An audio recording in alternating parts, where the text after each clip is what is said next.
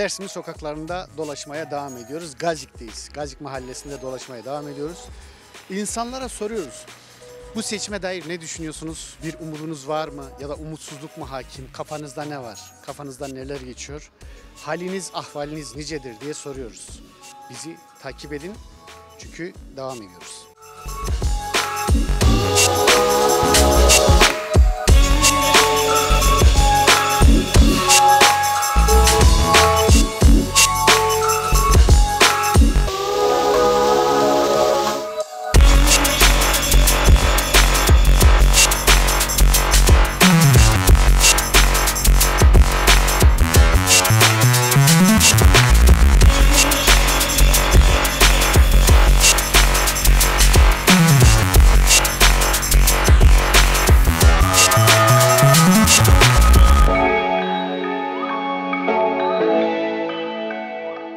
Daha çok Tunceli'ye, insanlara faydalı olacak birini sonuna kadar destekleyeceğiz.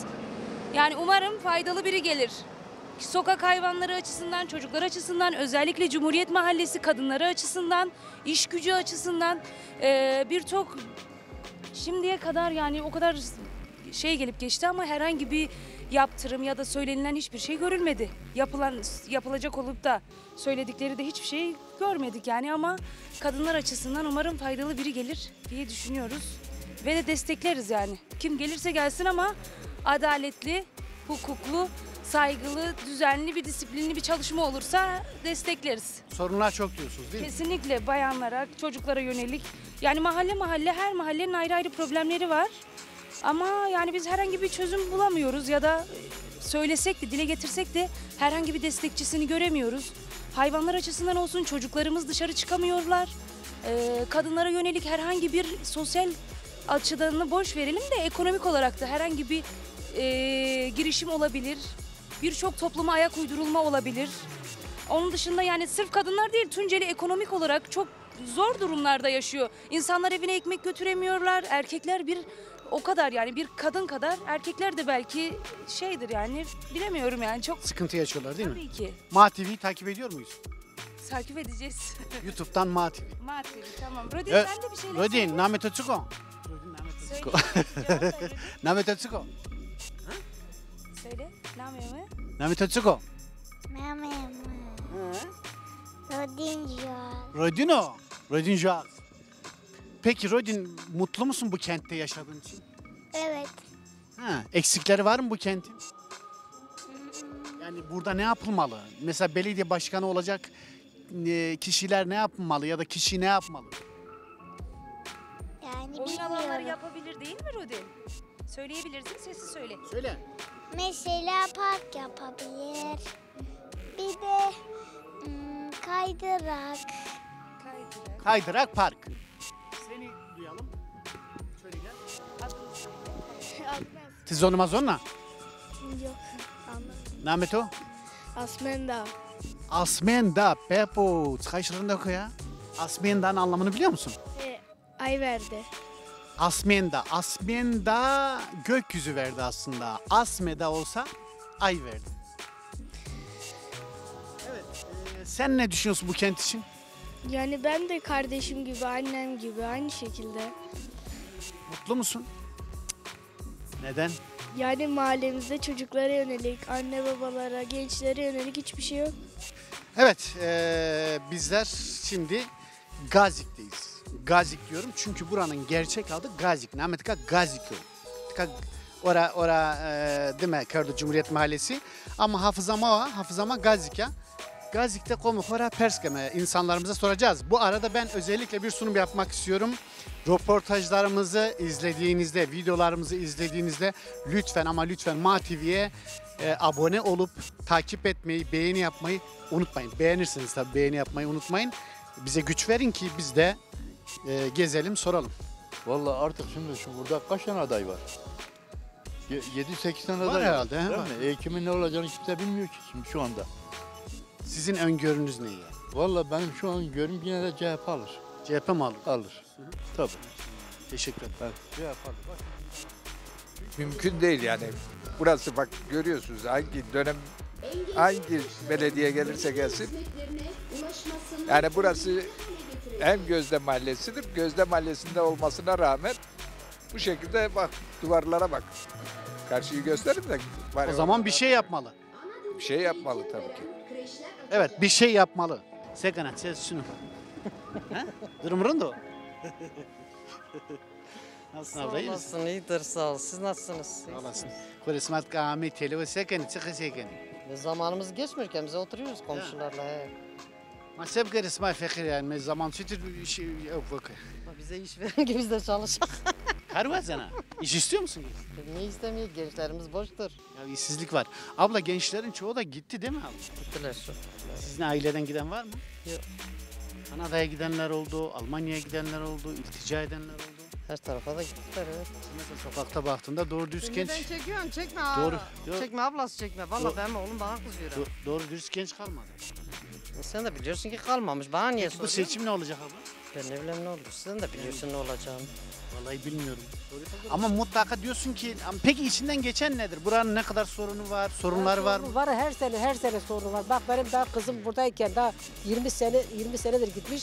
Yani aynı tas aynı hamamdır. Nereye gitti ki? Hani Almanya'ya evlendi artık. Ha evlendi gitti. İyi hayırlı olsun.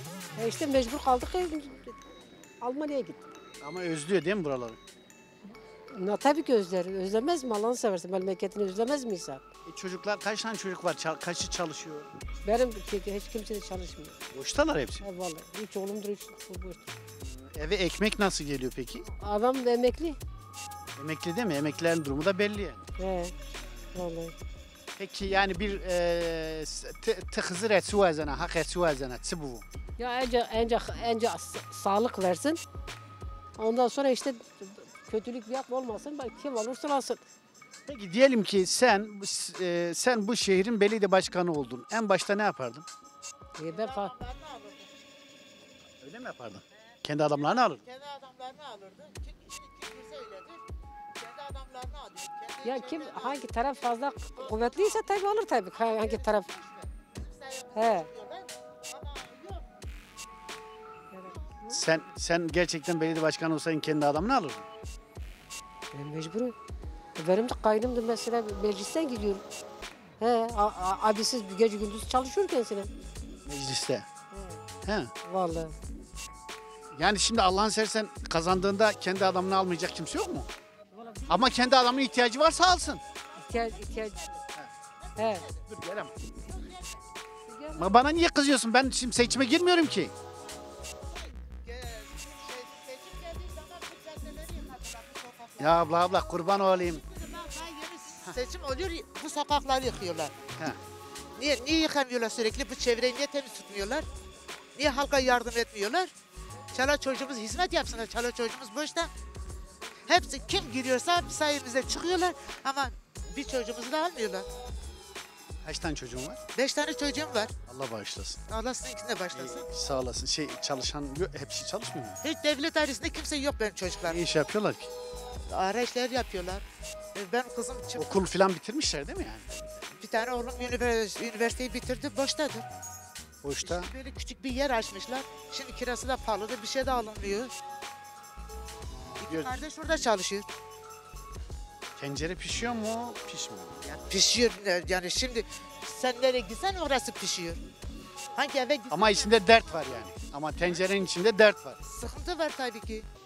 Sen bir anne olarak mesela gerçekten şu kameramıza baktığında ya arkadaş ben artık yıllardır var olan problemler varsa bunların çözülmesini istiyorum. Ya da şunu o zaman istiyorum. Ya da bu benim kentte ne aklıma olur? da geldi dedim içim doludur hiçbir şey de Ama söylemiyorum. boşalt için işte ya. İçim Boşalt ya. doludur. İnsansın Yani hiç rahatlayacaksın şey yani ya. Rahatlaman lazım. Şimdi sen söylemezsen, ben söylemezsem, öbürü söylemezse kim söyleyecek? Şimdi kim geliyor diyor oy. Ya o zaman bir de de ki ben de senin çocuğunu bir alacağım bu çıktımsa. Şimdi çıkıyorsun herkes kendi adamlarını seçiyor. Belediye başkanı buradaydı. Benim oğlum kaç sefer yıkama yerini dedi ki bana yıkama yerini ver ben kendime yıkama yerini açayım. Vermedi. Şimdi benim oğlum iş arıyor. Birkaç kişinin yanına gitti. Tamam diyorlar ama yok yine de. Ben niye oy verem? Oy da vermem. Ben 5 tane oyun var şu anda vermem. Niye vereyim ki? Diyorsun kapımızı aralayan yok. Yok. Halimizi soran yok. Yok. Yok. Sadece oy mu istiyorlar? Oy geldiği zaman kapıyı çalıyor. Başka kimse kimseyi sormaz. Benim eşim kanser hastasıydı, komadaydı. Kimse kapımı açmadı. Başınız... Ha, başınız sağ olsun. Sarısına olsun ya. Ne kadar nüfus cennet olsa. Çok zor yani. Gerçekten çok zor. Peki o hasta kimse kapınızı aç. Kim açacak? Bir komşularımız açtı. Kim açacak? Ya. Sen diyorsun. Seçim geldiği zaman sokakları yıkıyorlar, sokaklara şey yapıyorlar. Ama seçim geçtiği zaman kimse kimseyi sormuyor. Tamam nasıl olsa oyumu aldım, belediye başkanı oldum. Ama öyle değil yani. Halkı da düşünecek. Tamam. Teşekkür ederim. Ben de Sağ olasın. teşekkür ederim. Sakın ses şunu. İyilik, güzellik bir şey yok. Ben sizin gibi bilmiyorum. Her varı biliyorsunuz değil mi? Her varı biliyorum. Nasılsın abla? Ne var ne? yok? Sağ ol, teşekkürler. Siz de iyisiniz. Teşekkür ederim. Abla bu seçimlerde durum ne olur? Bilmem. Yani hiçbir öngörün var mı böyle olur? Vallahi hiç bende taraf hiçbir görünük yoktur. Senden taraf bir şey görünüyor. Gözüküyor, gözükmüyor. Gözükmüyor vallahi. Gene Tayyip alır. Bakayım Tayyip vallahi. Sen bizim annemizsin. Senden bir şey gözükmesi var. Vallahi. İnşallah o almaz. Bu taraf alır. Ha. İstediğimiz- Peki bu şehrin ne sorunları var? Nasıl olur? Vallahi ben ne bileyim ne şey var. Ben hiç bilmiyorum vallahi. Ben evin içindeyim. Hiçbir yere gitmediğim için. Mesela hani belediye başkanı olsan ya bu böyle yapardım. Belediye şimdi. başkanı olsam ya her tarafı tertemiz tutarım ben. Ama hiç bu belediye başkanı hiçbir şey yapmadı. Başka ne yaparsın? Başka buraya güzel kim ne isterse onu yaparım. Güzel şeyler yaparsın. Evet çok güzel bir şeyler yaparım. Eksik ne var? Eksik Tamam her şey. temizlik dedik temizleriz. Tamam. Eksik her şeyde var. Ne yok ki evet. Ne var şimdi? Pahalılık vardı bir yer insan uygun her şeyi satar. Bir yere girilmiyor bak fukara ne yapıyor? Değil mi? Evet. Bir bakkala gidiyorsun bir poşet alamıyor. Poşet dolmuyor ki. İnsanlar zor durumda. Zor durumda. Çok zor durumda var. Çok teşekkür ederim. Bir şey değil. Elini Sağ ol. öpmüşüm, sağ ol. Ben de yüzünüzü öpmüşüm. Sağ ol. Teşekkürler. Evet.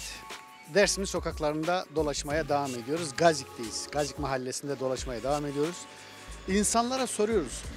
Bu seçime dair ne düşünüyorsunuz? Bir umudunuz var mı? Ya da umutsuzluk mu hakim? Kafanızda ne var? Kafanızdan neler geçiyor? Haliniz, ahvaliniz nicedir diye soruyoruz. Bizi takip edin. Çünkü devam ediyoruz. Bu şeydir. Ma TV bak bizim kanalımız Ma TV. Sonra Ma TV. Tilki kısır. Vazi. Sakın vasarında. Akracım sana. Al şef. Zahmetin evine rında. Rında. İdare keme. Akar doğru rında. Sağ Na olun. seçim seven o. Makazamız keme ama. Kam smakami. Dem Parti. He. Dem ya. He. Bu seçimde dem alır diyorsun. Yani %100 görüyoruz biz şans. Çünkü biz kendi geleneğimize, göreneğimize, kültürümüze sahip çıkmamız gerekiyorsa almamız gerekiyor. Dem Parti Yeni diyorsunuz. olarak, tabii dertim olarak almamız gerekir. Tamam teşekkür ederim. Ben teşekkür ederim. Bu seçimler ne olacak Allah aşkına? Yani seçimler şu an hiç Abla sen de yanıma gel. şu an net bir şey yok belli değil. Bizim Belli. rengimiz belli ama. Sizin ne? Dem Parti. Dem diyorsun. Abla siz ne düşünüyorsunuz? Dem Parti. Dem Parti. Sen ne düşünüyorsun? O da dem diyor. Sen ne diyorsun? Namakhutsko. Sidar Namo. Ha. Hak baksız sesim akar. Haklacı bu. Peki zonuma salıkta na? Yani ara sıra kesekon. Ma hatiri hızır sani zonuma salıktı. Sözden ama. Söz. Ya da kamera tövyenna. Sikvi nama ho? Sidar. Sidar. Uy hızır bekte todoro hızır. Bekte to tehte to rındvo. Ra to rındevo. Hızır kal to raste yusoni rınd kero. Ma indi sonra savaş buko. Evet ses. Esto sişno. Vallahi ben Antalya'dan kaçtım geldim buraya. Say. Ne? Say Antalya arama. Eşim orada vefat etti. Aa, başınız sağ olsun. Kalanlar sağ olsun. Da yakın. Ben çıktım mı dışarıya gözümün önüne geliyor. Ya dedim bu böyle olmaz. Ben çıldıracağım. Kaçtım. Çok seviyor mu? Onun annesi. Kaç yıl? 50 yıl. Bir gün birbirinizin kalbini kırmadı. Yok. Peki tamam oradan kaçtın geldin. Şimdi mezarı da göremiyorsun. Yani kaçmakla kurtuldun mu? Gene geliyor o şey ama oradaki kadar değil. Şimdi mezarın her gün gidip böyle yakından görmek başka şey. Ya bir uzaklaşalım diye uşaklar yoksa çıldıracak ya. Her gün mezara gitmek. Hızır sabır todo. Ben Hızır kal sabır todo. Ya amin. Ne olacak bu seçimler? Var mı bir fikrin? Vallahi kardeşim ben seçimlerle alakam yok. İşin gerçeğini söyleyeyim. Bu memleketin hali ne olacak? Ya bu memlekette hep zaten böyleydi. Hangi iyi gün gördük ya? Ya darbeler oldu, ya bilmem neler oldu. Siz gençsiniz, biraz gençsiniz. Ya ben 74 yaşındayım. Biz ne yaptık da askeri sıkı yönetim mahkemesinde yargılandık. Ben sivildim, niye sivil mahkemede yargılanmadım? Biz bunları yaşadık. Ne olacak sonuç? Karma karışık. Birisi diyor ki babamın çiftliğidir. Ben isteyeyim, atlayayım. Ondan sonra da öp diyelim, gıdık diyelim de bir çeşit susturmaya çalışıyorum. Bu budur yani. Değişmez bu memleket. Değişiyor aslında, kötü yönde değişiyor değil mi? Memleket değil. Ya bir kere iklimi bak değiştirdik. Hani Tunceli'ye yağan karlar nerede? Nerede? Daha ben öğretmen okulunda burada okurken. Öğretmen okulunda mı okudunuz? Öğretmensiniz değil mi? He. Okul eski öğretmenler falan. İlk giren öğrenciler biziz. Ben 74 yaşındayım diyorum ya. Biz de eskidik. Estağfurullah. Siz çınarsınız. Sıkı yönetim mahkemelerinde bizim de işimiz vardı. Silahlı örgütleyeceğiz diyor. Ben herkesin gözünün önünde yaşayan bir insanım. Öğretmeninden gizli saklısı var mı? Ben askerlik de yapmadım ki silahtan da anlayayım. Ama öyle yargılandın. Ama onunla yargılandın yani. Hiç işlemediğin bir suçla yargılandın. Odur ya. Şimdi bizi bedel ödedik diyorsun, hala ödüyoruz diyorsun değil mi? Bak o zaman gecikmeler oluyor, öğretmenleri götürüyorlar. Öğretmeni götürüyor, ilkokul mezunu 10 başının karşısına hazır ol komutu verdiriyor. Bu ilkokul çocuğu olur, benim öğrencim ne olsun? Bana nasıl komutan diyeyim? Biz bunları da yaşadık. Öyle rezillikler geçti ki. Burada yalnız mı yaşıyorsun? Hı? Yalnız mı yaşıyorsun burada yoksa çocukların yanında mısın? Burada doktor oğlum var. Hastanede mi çalışıyor? Yok, aile hekimi. Akhan Akdeniz. Nerede bu şeyde? Cumhuriyet Gazik'te. Ha, böyle, yok karşıdadır o. Allah bağışlasın. Sağ olasın. Peki, var mı bize başka bir sözünüz? Bir sözüm, ben bu konuda rahatım. Çocuklarım hepsi üst öğrenimli. Diğerleri ne iş yapıyor? Doktorun dışında. Bir diğer oğlum da Uluslararası Özel Hukuk uzmanı, İstanbul'da bir üniversitenin dekanı. Size bir sarılabilir miyim? Bazen sarılmak bile iyi geliyor. Hızır yardımcınız olsun. Tamam. İyi ki iyi evlat yetiştirmişsiniz, değil mi? Dünyanın en büyük hazinesi iyi evlat yetiştirmek. Evet. Leonan todesta sevi ki herime khori idare keme. Tisekana asıl durumu tötütürü. Durumu karanlıyor kızım. Sevi. Düzgün babası da durumu mırınıyor. Ez milat kırdın, kiltakmış kırdı o. Elbette öde ya. Ya, hazır Hızır kal şifa khiri tu. Maç çık yevkeni. Ne bire Zona ma TV. Zona ma kanal ma. Zona ma kışı keme. Böyle millet ma göstano. Nasıl seçim sevenin ya? Ma. Yani tuhaf fikret öyle. Kamceno, sekeni, savcı. Kamceno bırak, kande fazla kande o vejino. Ya. Maç, kamca uzara ben. Koy ne için gına var o? Ah. Başın döner orada düşersin ha. Ha? Niye? Ma kanalı koy röportaj kap. Nika tek belediye başkanı ve niyajin. Sekena. Ama belediye başkanı millete yardım kon sekon. Zöv sekena para yardım mı ya? Ama yardım kon. Karibi kon işte. Proje tutsuko mesela vajime ki tıbbiye belediye başkanı. Tora vakı sayın başkanım. Projen nedir? Hakkına çıkıyor o akıllı tu. Yani nam memlekette çıkmıyor. Nam memlekette her şey millet vesano, millet yesano, millet zor durumda o. Ha? Ben çıkar. Bitol şey. Ha? Bitti ol şivan. Kesniyemen. Kesniyemen valla gençtaçilik. Vay ismara kesşi. Valla yuma kesmaçilik şir azı torunumuna ama ha le muha da İstanbul'da. Teynara. Yine azı vurmak yani. Vurdemek sekano. Takauto. O şey mi yaşlıyım mesela. Hani emekliyor takauto. Ha emekliyim ana bon şina madre. Kolu kesme istiyor yani. Ne es müteahhit geldi politik ne kadar mükemmel. Kerçik. Potik. He icrali. Potik icra. He. Potik zonama da icra var. He. Gördün potik ya. He. Ha bir kelime daha öğrendik. Mano na çakuşuyor mavira. Kerdi potik. Kerdi potik yapma. Ya tamam. Bu suar ve leonan todesta. Hani ajniya kızırtın ha kamca. Malama da peki ha çevir zada yena. Yena. Röportajı hasken herhalde. Bon sarı bon kerdi potik. Yani 5 yıldır icralıktır. Kerdi potik. Ora binti ora işat ona yani işat görünüyor. Ala Türkiye makina ona binina darada. Türkiye ismi uzar mı? Ay ala Türkiye ma ana binina. Hani macire. Tevera. Tevera ya. Ya ona tevera. Ona oturma binaçino, toçino. Körehin. Ana ambit mara viyese fıkare ma hirimine çoğun bon may. Tapuyu may bon may levke may ma ortaya kaç potik hirimine çoğun. Potik. Ya kaç sapıyorum dok ya. İcralık oldu potik. Tamam leonan todesta ya. Arkadaşlar Yusuf ma rast diyorum. Allah. Bekir'e de bu arada teşekkür ediyoruz. Gerçekten de teşekkürü buradan edeyim. Canla başla MATV'ye emek veren biri. Yajin tıkher ama. Ne diyorsun? Levtu desen. Yap bak kızım. Mugay. Rica ediyorum. Sekanat sesçim. Sağ olasın. Allah razı olsun. Sen nasıl? Durumlar iyidir. Michael'ın ben. Vallahi bin kere şükürler olsun. He zonuma. Zonon mu? Evet tabii. Çed- Hak racıvı. Çede toa kestodu zonuma kısıyken o? He? Çede kestodu zonuma kısıyken o toa? Yok domon kaşıyını kenim. Teyna men de çarna Türkiye herhalde. Ağa mesmer. Deser merdo.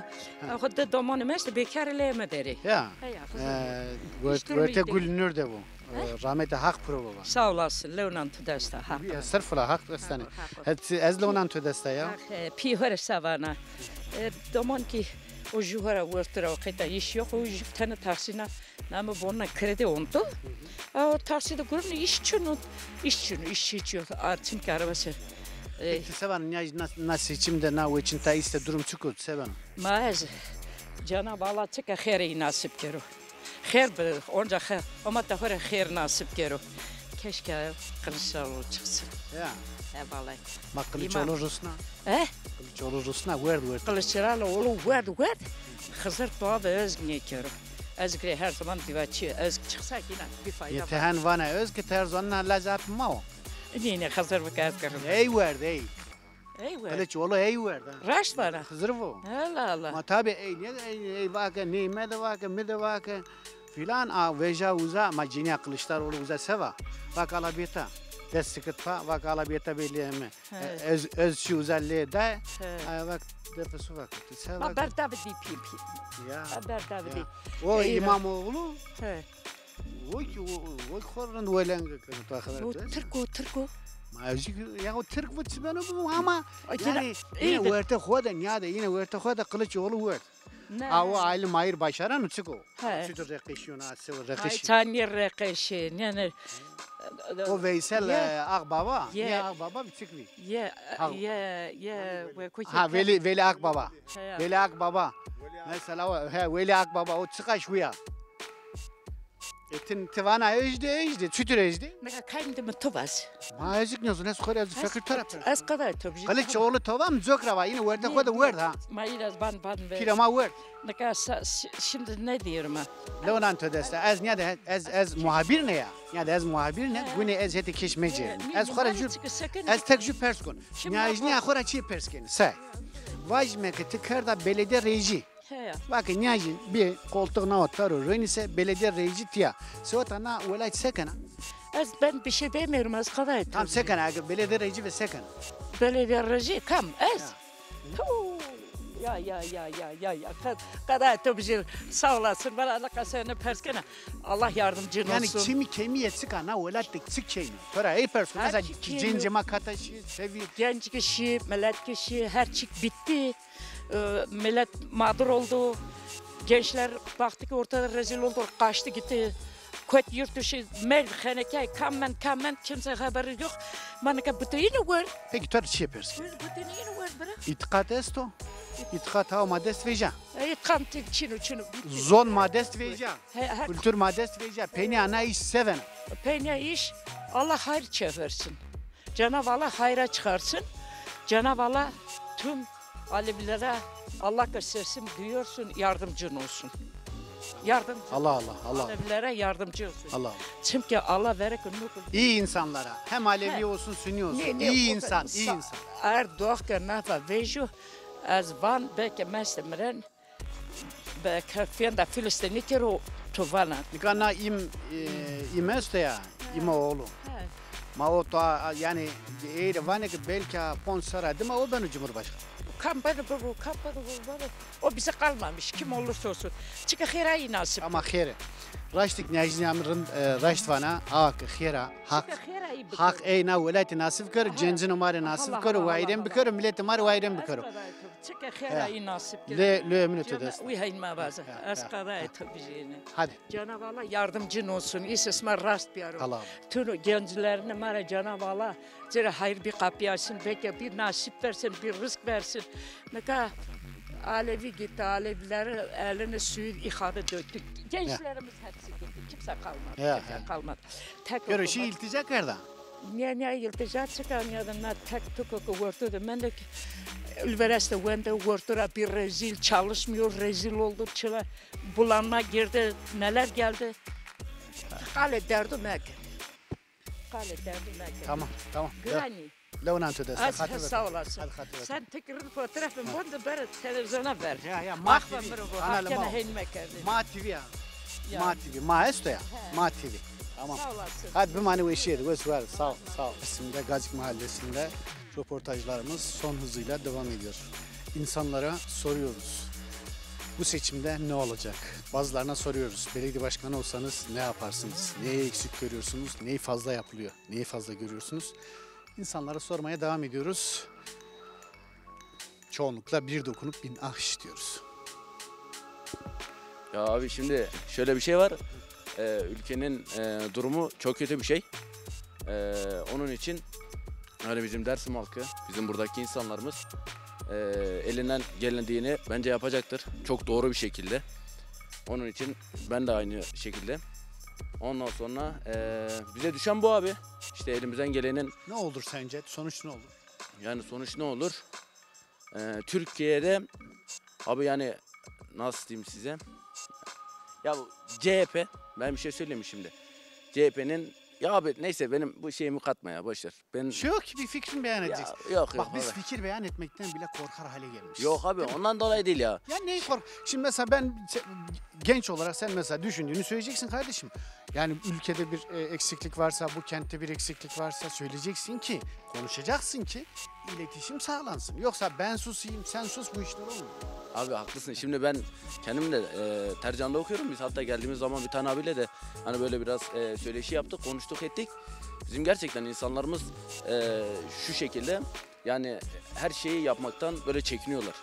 Bizim ülkemizde yani ülkemizde değil hatta bizim şehrimizde ne böyle yani güzel bir işimiz var ne işte insanlarımız sürekli mesela böyle boş işler peşinde kimse işte ne yapacağını bilmiyor, etmiyor, kafasına göre dağınık bir şekilde yaşıyor.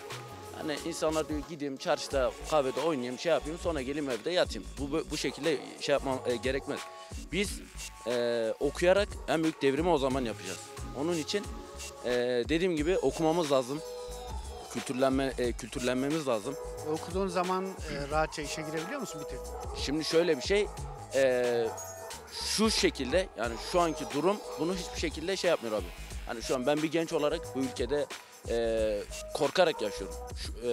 Bu da nedenden dolayı siyasi partiler her zaman kendi çıkarlarını düşünüyorlar. Ki bu bizim Dersim'de de böyle. Onun için çok şüpheliyim yani bu durumda. Dediğim gibi yani şu şekilde yani mutsuzsun değil mi? Mutsuzum tabii abi. Umut yok ya. Yok değil mi? Yok abi. Yani gençlerin çoğu yurt dışına gitti. Sen öyle bir düşüncen var. Var abi. Benim de var. Ciddi evet. Evet. Ben zaten abi nereye düşünüyorsun? Almanya. Almanya Yani işte yollarını bizim- aramaya başladın. Tabii şimdiden gelecek için planlarımı yaptım. Allah izin verirse de bunları güzel bir şekilde işte 1-2 yıl Türkiye'de çalıştıktan sonra ben de Peki herkes giderse ne olacak? abi herkes giderse bu sefer de kentsel çöküşler başlayacak. Yani gençlerimizin hepsi gitti, ne olacak burada? Gidecek. İnançlarımız Abi kaybolacak. genç olarak sana söylüyorum, ne olacak? İnançlarımız kaybolacak abi. Ondan sonra kimse... Peki gönlün el veriyor mu bu yitip gitmeye? Tabii ki vermiyor. Yani gönül ister ki biz yani coğrafyamızda kalalım, dağlarımızda yine gezelim. Ondan sonra vadimizde oturalım, sohbet edelim büyüklerimizle, onların derdini falan dinleyelim de bu şekilde yani imkanı yok. Teşekkür ederim. Ben teşekkür ederim. Burada yani sorunlar var mı mesela, diyelim bu ilde ne eksik, neler olmalı bir genç olarak, hani düşündüğünde ya keşke burada sosyal yaşantı şöyle olsa, iyi bir şeyler olsa diyor musun? Yani biraz daha sosyalleşebileceğimiz alanlar olsa iyi olur. Değil mi? Yani çok sosyal yaşantı yok herhalde. Mesela saat kaçta içeri giriyorsunuz? Yani şöyle 6-7'de değil mi? 6-7'den sonra Allah aşkına ne yapıyorsunuz evde? Başka yapacak bir şey yok. Ama bu telefon da çok kötü bir şey değil mi? Bütün enerjini oraya harcıyorsun. Bir de anne babanızla hani gerçekten merak ettiğim için soruyorum. Evde rahat iletişiminiz var mı mesela? Yoksa telefona böyle gömülüp konuşuyor musunuz? Yok, iyi böyle iletişimimiz var. Yani benlik bir sıkıntı yok. Sen zaten sürekli burada yaşıyorsun. Şöyle bir yüzünü kamera görsün ya, şey değil yani. Mesela bu seçimlerde ne düşünüyorsunuz? Genç olarak ne olur ne biter? Vallahi ben o seçimleri hiç bilmiyorum. Mutlu musun gerçekten bu kentte yaşadığını? Yani mutluyum. Yani. Sadece yani diyorsun. Yani. Sen misafir geldin. Evet, ben misafir geldim. Nereden geldin? Harçik. Çok uzak bir yerden gelmişsin. Harçik'te durumlar nasıl? Onu soralım. Harçik'te seçim ne olacak? Yani hiçbir fikrim yok. Çiğdem Demir umarım kazanır. Tamam, hepimiz dönelim kameraya arkamızı. Röportaj öyle devam. Sen bu tarafıma gel. Böyle sen de dön. Şuraya bakalım. Peki ne olacak Harçik'te durum? Ya Çiğdem Demir kazanır ya inşallah. Harçik'te Çiğdem Demir. Cumhurbaşkanı neye giriyor? Ya muhtar. Muhtar. Hadi ya.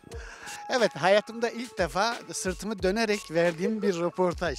Çok teşekkür ederim. Harika bir şey. İyi bir ilki başardık beraber. Ben de ilk defa röportaj. Arkamızı dönelim. Evet. Yani MATV izleyicileri yanlış anlamayın. Biz biraz utangaç olduğumuz için ben de koroya katılıp arkamı döndüm ama kameraman döndü ve bizi gördü. Gerçekten çok uzak yerden gelmişsin, Harçik'ten. Ta Harçik'ten gelmişsin ve Çiğdem Demir de orada şeye girmiş. Halan mıdır? Ha. Halan için oy istiyor musun? İstiyorum. Evet, Çiğdem Hanım'a da buradan başarılar diliyoruz. Umarım kazanır.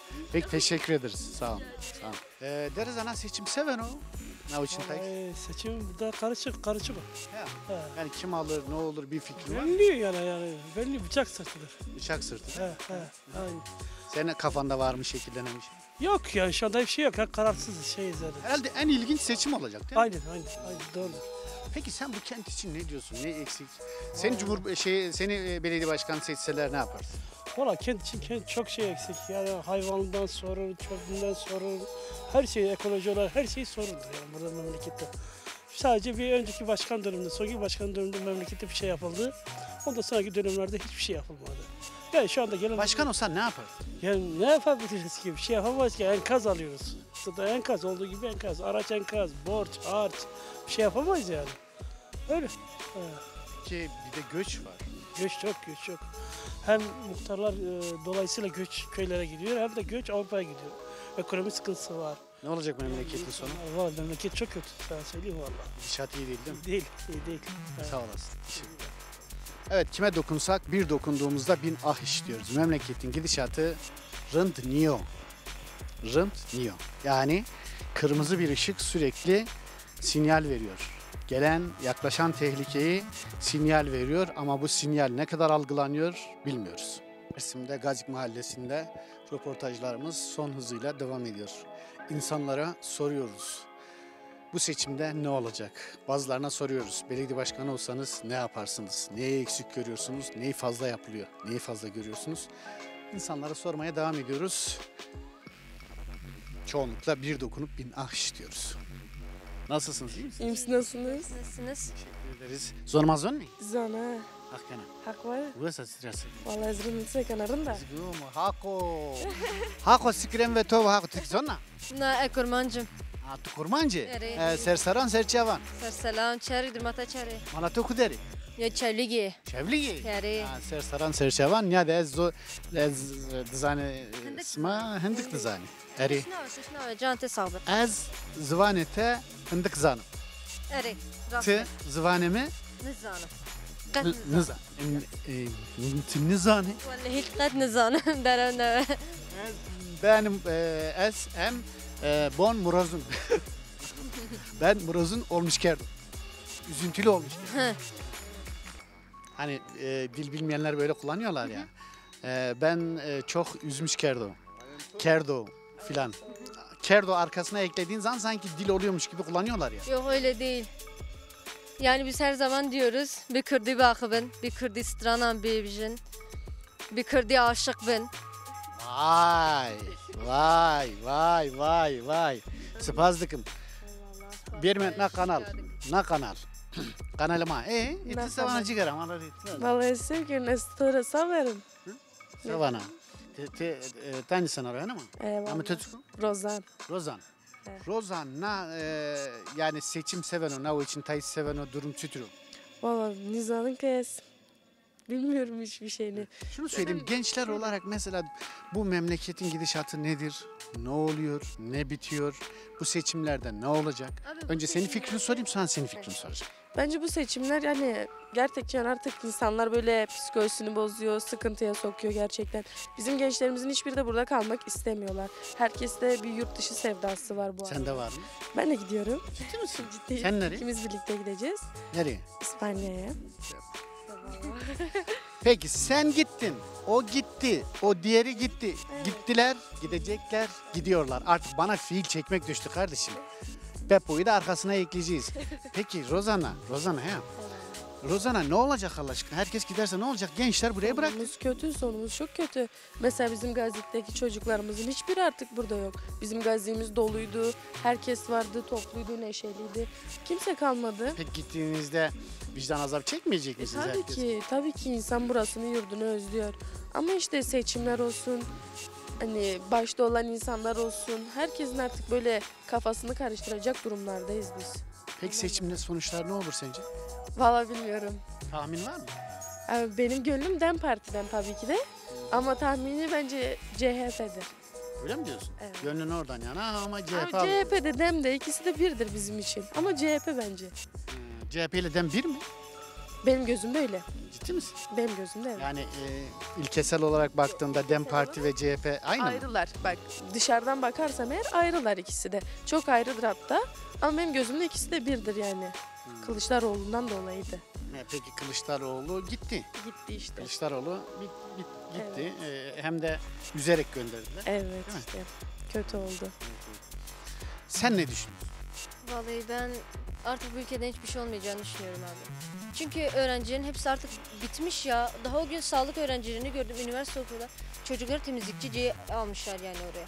Tamam, temizlikçi olmak asla aşağılanacak bir durum değil. Ama sen 4 seneni veriyorsun, okuyorsun, hiçbir şey olmadın. Böyle bir dünya yok ki. Öğrencilerin hepsi yani Rozan da dediği gibi hepsi yurt dışına çıkma sevdalısı olmuş. Hepsi orada bir hayat peşinde koşmaya çalışıyor. Bence burada alırsa da HDP alır diye düşünüyorum. DEM Parti alır diye düşünüyorum. Yani açıkçası AK Parti'nin alacağını düşünmüyorum. Onu da alırsa zaten kim desteklediğini falan da çok iyi biliyoruz. Peki ne aldınız? Alışverişe gittiniz. Ne? Mezar bisküvisi almışsın. O nedir ya? Vallahi işte... Mezara falan gitmiyorsunuz değil mi? Yok. Rozan'ın kız kardeşleri tatlı istedi. Bisküvi arası tatlı. Evet. Sen var mı senin şeyin? Yani hamarat mısın? Yapabiliyor musun? Tabii ki. Yani onlar bunu istedi. Eğer bunu istemeselerdi biz başka şeyler yapardık. İyi, ben inanıyorum sizin hamarat olacağınıza da. Ama gerçekten de Rozana şu şeyi diyorum ya, herkes giderse kim kalır?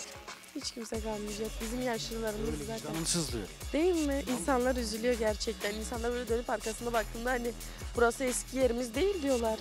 Böyle de gerçekten. Yapacak Peki bir şey sen, değil. sen belediye başkanı olsan ne yapardın? Ben başta bizim gençlerimiz için, başta gençlerimiz için böyle güzel şeyler olsun, güzel yollar açmaya çalışırdım. Öncelikle mesela eğitim hayatımız. Bizim eğitim hayatımız güzel değil. Biz hani Mesela meslek lisesinde okuyoruz biz. Her dersi görmüyoruz. Biz meslek ağırlıklı çalışıyoruz mesela. Bizim geleceğimizi bizim elimizden alıyorlar bir şekilde de yani. Kimse buna bakmıyor. Kimse mesela... Belediye başkanı olsam 1, gençler için çalışırım. 2. 2, kendi memleketimi güzelleştiririm. Mesela bizim yollarımızı görüyorsunuz. Bu yollar güzel değil. 3, yolları memleketi güzelleştiririm. Yok 2, 3. 2 bu. 3 ne olabilir? Vallahi benimki de o yönde. Benimki de o yönde yani. Ama aklına başka icraat geliyor mu? Vallahi çok var da şu an siz sordunuz diye gelmiyor. Aklınıza gelmiyor. Evet. Baban ne iş yapıyor? Babam normal, serbest meslek değil. Anne? Yufkacı. Öyle mi? Nerede yufkayı? Atatürk Mahallesi'nde Yaren Yufka var. Yaren Yufka'yı ziyaret ediyorsunuz. Yarın öbür gün ya da bir hafta kesinlikle 31 Mart'a kadar orada yufka kalmayacak ha. Martv izliyor. Ay çok yorulur öyle yapmayın. Bak abla görüyorsun biz satış yapmaya çalışıyoruz. Senin kızın var ya ay yapmayın çok yorulur. Peki hadi öyle olsun. Evet. Kolay gelsin. Teşekkürler yolunuz Sağ olun, açık sağ olun. Teşekkürler. Torna tüya. Ja, Ama hoçka. dan ho Arja, Arja var. Arca? Ay, Kanarındaki atı diye. Sağ ol, kadar tövcerindeki şey, civola satara. Evet. Yok yok. Leonardo Desta. Leonardo Desta. Peki, yani para çiğ vajna. Tınarında kere, zonuma salıktan hakkı. Vana, bir. O, ne, o bilmem. Fakat mühendisler azdi zonun, malsız zonun da manaka eksekatını ve zonu huyo dalal zavrda som Türkiye'de kadar zonu marındı. Xurdacı Raviero. Niyajin, le ömüne tödesta tıva hak kenaka zona madziri salıktı. Tamam sağ olasın. Van. Sözden mı? Tabii sözden to. Hızır bu. Ya Hızır. Mesela söz. He. O kadar hele bina bana zonu mal kasiketey. Ha rındvana. Sütira rında ciğerim. Rında. Name töçko. Ha? Name töçko, name to. Anne. Anne kataçı. Anne burada çiçek. Ha famkana nerede? Rınd, muhatı esersi. Ha? Na deka tüya. Na deke. Deke ne var? Deke. Vazi deke. Deke? Han vazi deke? Deke. Vazi? Ha deke. Ha? Bak konuşma çıtırıyor, söz Millet çıtırıyor. kasayken o da niyajin savacıma. Kana seçim seven o niyajin tıva hakkına. Maçsız onun bırakıra Hızır seçim ben de hak yani. Ben muğunca kaç kere kötü destemedin bir öğretemem mi? Man genç şi kestik ha niye kes zonum hakkı sen niye gördün onu niye kanu? Pür sayı poşta yine de pür işi pereçino pulçino vesani var rama işi yurt içi. Ha sebebi ne kadar na velayet seven. Masa kimi jiyorun bir ser düz karı baka. O düz ni var biraz zor oluyor. Hakkına. Marre sakar. Gına var hatta ravurda horajır. Hızır jüya xeyre bakır. Hala. Jüya xeyre. Mayk var mı kapka xeyro birotsak. Jüya xeyre baba jiyorun da xeyr birotsak. Na milletin bası çilo kon tatanı kapir. Peki niyajin akora ne peşken? Ama tıka dö dünya. Tıka her södür minnet akora ve zonum hakkına. Sütün dikkat. Hakkına. Sevana tök destek o daire sekan. Ama mesela ki mayk bir risk verdi. Mayk bir dön verdi. Ne kumara dübere. Ben o xeyr bu bırak. Leonardo Desta. Xodaran niyada xatır ve to. Oğru xeyr. Anlıyoruz ama konuşamıyoruz. Peki ya şunu sorayım. Gençler gidiyor Allah aşkına. Kimse kalmadı doğru dürüst değil mi? Yani Gazi'de oturuyorsun burada oturuyorsun değil mi? Gazi'de oturuyorum. Peki Gazi'den çok giden oldu mu? Gazi'den yaşlarımızdan, büyüklerimizden çok gidenler oldu. Toplam sen mesela şöyle düşündüğünde Gazi'de mesela Gazi'yi düşündüğünde sana göre bu Gazi'den kaç tane genç yurt dışına gidip ilçe? Sırf benim arkadaşım, hani çok samimi olduğum arkadaşım, hani belki 100 kişi gitmişler. O da bilmediğim hani burada mahallede oturup da gidenler de olmuştur. Nereye en çok hangi ülkeye gittiler? Almanya, Kanada, Onlara çok Peki hiç onlarla konuşuyor musun? Mesela gittikleri yerlerde mutlular mı? İşte iş Yok. bulabiliyorlar mı? Yoksa hepsi perişan sıkıntı- haldeler mi? Perişan haldeler, sıkıntıdalar. Geri dönmek isteyen var mı? Ya geri dönmek isteyenler var ama hani oraya gidip hani bir kere şey attıkları için hani gelmek için aileleri de burada hani son biliyorsunuz memleketin göçü şeyi hani uyuşturucunun artmasından dolayı da aileler de gelmesini istemiyor işte. Onlar da işte Ortamdan dolayı değil mi? ortam burası kötü yani iş bulamıyorlar, bir şey yok. Peki senin aklında var mı gitmek? Benim aklımda şu an yok işte, ben DEM Partiliyim, orada çalışmalarımızı yürütürüz. Hani memleketimize hani insanlarımızın geri gelmesi için elimizden gelen çalışmaları yapıyoruz. Ne olur bu seçimde sence? DEM kazanır. Öyle diyorsun. Rahat bir şekilde kazanır. Diyorsun gençler gitti. Peki umut var mı sende? Umut var, tabii var. Değişecek mi bir şeyler? Yani bu yoksa... Günümüzü umudumuza göre ayarlıyoruz zaten. Öyle diyorsun değil mi? Bir genç olarak diyorsun ki benim umudum var. Tabii var ya. Niye olmaz Peki yani? bu memleketin bir genç olarak baktığında yani eksikler neler? Ya da sen belediye başkanı olsan ne yaparsın? Ya eksiklerden şey yani biraz hani belediye ilgili gelen kişilerin toplumsal alanda hani çok yönelik yapmaları lazım. Hani illaki bir yere bize bir park veya başka bir şey yapmasına gerek yok. Hani milletin derdini anlatsın, millet hani nasıl bir zorluklar çöküyor. Hani yol yapılsın, şey yapılsın. Onlar hani bize yeter, hani çok öyle parkın var. Sence acil problemler nedir? Ya açıklanıyor. Hani ulaşım biraz sıkıntı burada. Hani biraz yani ekonomik şeyinden dolayı, yoksa bizim öyle çok aşırı bir beklentimiz de yok yani. Hani milletimiz gitmesin, göç olmasın. Yeter bize. İstihdam yaratılsın değil mi? Hani milletle iç içe olduğu sürece her şey çözülür zaten. Şey olmaz yani. Kimsenin aklına soru işareti kalmaz. Sen dil konusunda ne düşünüyorsun? Sizin gerçekten de aile içerisinde hani bizim dili konuşuyorlar mı? Bizim bu dilin gidişatı çünkü nereye? Ama işte bizim hani eskiden gelen bir şey var. Hani zamandan 38'de olan hani katliamdan dolayı millet hani bizim ailemiz yanımızda konuşmaya çekinirler. Hani kendi aralarında konuşurlar ama bizim yanımıza geldikleri zaman Türkçe konuşurlar. Nene hani, dede var mı? Tabii var ya. Evde. Var. Onlar konuşuyorlar mı? Onlar tabii konuşuyorlar. Peki sen dil için bir genç olarak bu kaybolup gitmekte olan bir dil gerçekten yani ne hissediyorsun? Tabii hani o çok büyük bir eksikliğimiz. Hani kendi hani memleketimize, kendi dilimimize konuşmamamız çok büyük bir Çünkü Yusuf'un kamine tekerde. Yivaka ya Hızır ya Düzgü bunu zonu kodu bir ya. Tabii öyledir de hani işte bunun ne yapılması lazım? Hani mahallelerde eğitim vermeleri lazım. Hani bir yerler açıp hani böyle zorunlu hale getirip gibi şeyler yapılması lazım. Acil olan dildir değil mi? Dildir, kültürdür ve inançtır. Tabii hani bakıyorsunuz mesela cemevi de mesela elimizden kayıp gitti. Hani hiçbir hani memleketin insanı buna ses çıkarmadı. Hani her yerde biz Aleviyiz diye kendini öne atıyorlar. Yok biz haram yapmayız, şey yapmayız ama burada bakıyorsun cemevine, millet cemevine gitmeye korkuyor artık. Hani hep istila etmişler oralarda. İşte hani inşallah da mahallemizde cemevi bir projesi de var. O zaman sen bir gençsin. Hani diyorlar ya bir dokun bin ah işit. Ben şimdi sana bir dokunacağım. Ah çıksın ama tamam. Dokunayım mı? Dokun. Dokunuyorum. Bakalım bin ah işitebilecek miyim? Ah. Eyvallah. Teşekkür ederim. Sağ ol. Teşekkürler. Bu sekana cesto çişino. Sağ olasın. To mallar ardu var. Ardu. Malı indirdin yani. Aynen. Ha. Peki ekonomiye töçüdürüm. O ekonomi batmış bir ekonomi. Ama o geçinirmiş diyeyim. Koyda ekonomi. Hakkına. Nasıl seçim ne için taysın? Valla seçim çevrede kadar yönüyoruz on. Kapsa konu kam. Hangi kutu ve psikoloji okuyor kralım. Bu ne dan tutarım. Aynen. Peki yani to akıllı sonra çiviyen ara. Seven. Ya valla akıllı bana to için ona yine yani ma gerek. Kararsız ha. Ya kararsız niye hora görünüm anlatıyor yani. Ama to kararı kudarız yani. Yani hora söyle ama ben genel olarak konuşayım kendi adıma. Yani peki bu memleketin gidişatı nereyedir? Bu memleketin sonu ne olur? Abi memleketin gidişatını boş, sen Türkiye'nin gidişatını sor bana. Tamam ben öncelikle yaşadığımız yer. Sen memleketin gidişatı tabii ki belli zaten. İşsizlik var. Bak gençler durmadan göç ediyor. Ondan sonra kaçıp gidene ya biz de ben de yani sizin aileden giden var mı? He? Giden var mı sizin aileden? Ya abi ne böyle Tunca 6000 tane genç gitmiş herhalde. Nasıl giden var mı? Sen fırsatını bulsan diyorsun ben de. Sen ne diyorsun abi? Hem böyle bugün gözü kapalı direkt giderim hiç. Gözün yaşıma bakmam yani. Tamam sen gittin o diğeri gitti öbür ne olacak? Şimdi ne yapalım abi burada açta mı öldük? He? O da bir şey evet.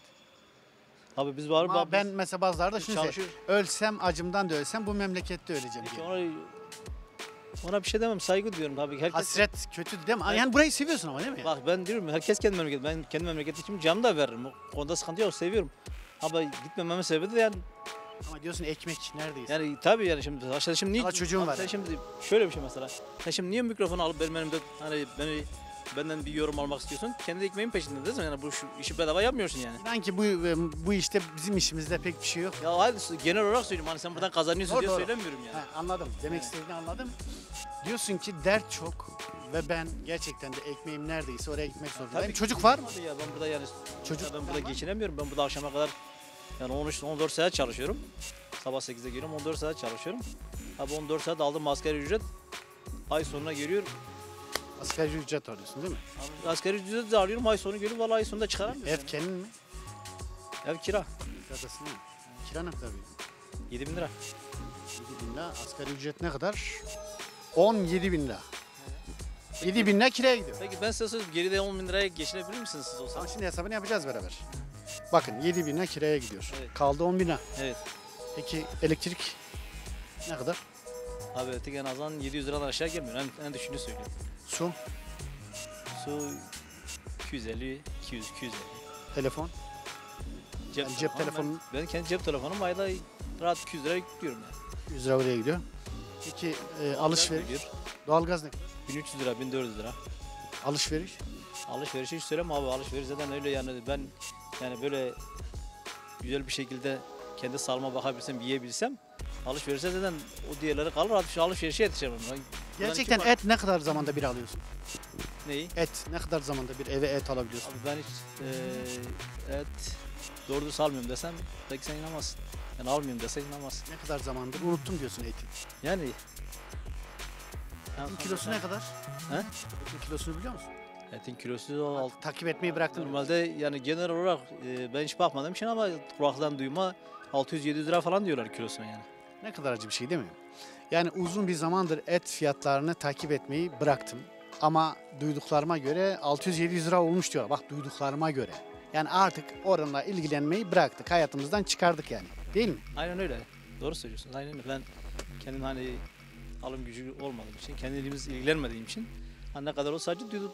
Çevreden duyuyorum veya haberlerden duyuyorum veya televizyondan duyuyorum işte etin kilosu falan bu kadar oldu diye. Yani şimdi geçim sıkıntısı olduğunu herkes biliyor. Yani Türkiye genelinde var. Yani sadece bu memleket için geçerli değil. Teşekkür ediyorum. Rica ederim. Bu oraya emekli o. Aylık ama ne daha? Yedi niye anya oraya? Emeklinin poşetinde 2 tane poğaçası var. Bir de ekmek. Bir de 2 tane ekmeği var. Yani akşam bunu mu yedin? Ha vallahi. Ne yapalım? Yanında bir şey. Ya oraya hanım ölmüş. Çocuklar kimse yok. Sarısma var. Sağ olasın. Tuhaf sıman içerim. Emekli ya. Ya.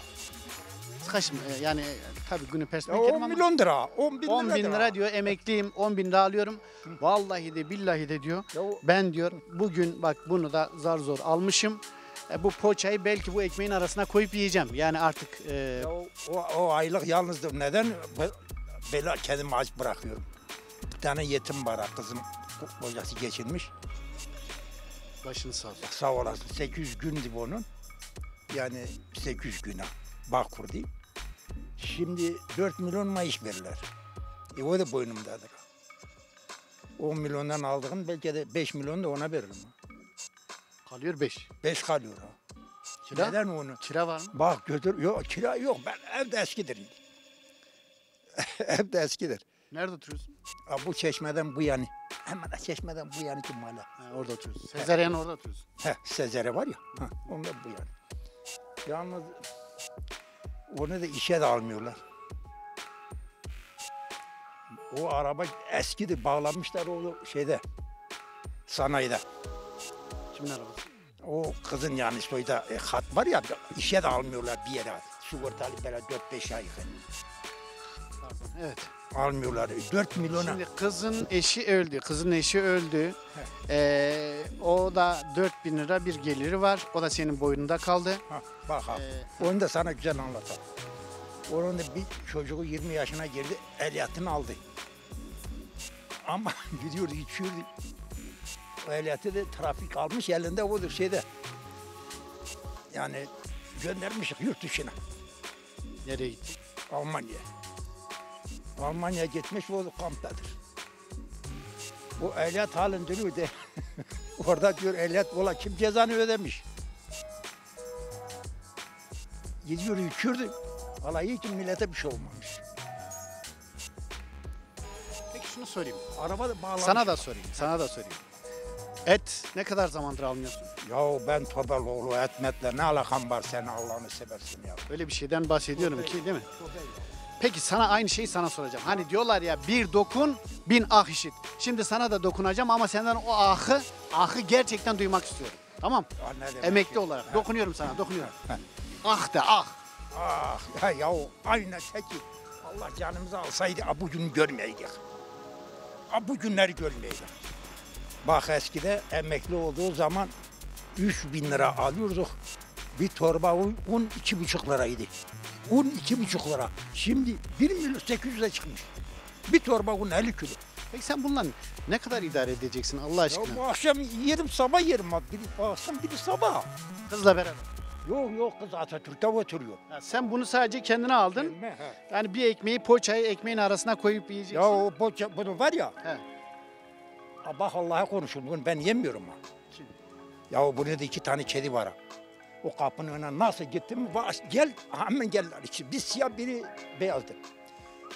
Geldiler bunu fatıyor ikisine. Biri de yarın. Ekmeği sen yiyorsun, poğaçalar kediye alır. Kediye alır. O da candı, o da ruhdur ha. Tamam, ellerinden öpüyorum. Allah'ın önünde öpesin, Allah'a emanet. Teşekkür Allah ederim. yardımcınız olsun. Allah sağ ol. Elini öpmüşüm. Sağ ol. Ben bundan sonra oyumu şeye vermiyorum. CHP'ye veririz, CHP'ye. Ne yapar? Kılıçdaroğlu'na ne oldu? Kılıçdaroğlu fakir çıkmadı ya. Ya dediler, Alevi'ye oy vermediler hala. Yazık oldu. Babanı yazık. Özgür ne yapıyor? Bu memlekette biz baka. Kılıçdaroğlu da aynı bizim gibi. Biz Aleviler var ya. Seninle CHP'ye veriyorsun. Hangi millet olursa olsun ona. Tamam yine CHP'ye veriyorsun. Kılıçdaroğlu'nu harcadılar. Yine veriyorsun. CHP nedir abi? Partidir karşıda ya. Ondan dolayı. Ondan dolayı. Eyvallah. Saygı duyuyorum. Herkesin görüşü kendine. Şimdi abiyle konuşacağız. Onun dili yok. Tamam biliyorum. Öyle biz yine anlaşırız. Tamam. Eyvallah. Sağ olasın. He.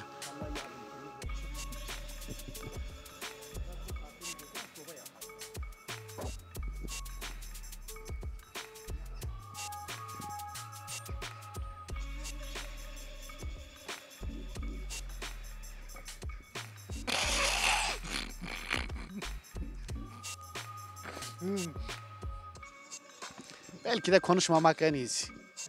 Ama doluyuz tamam mı? Konuşmasak da duyuyoruz ya.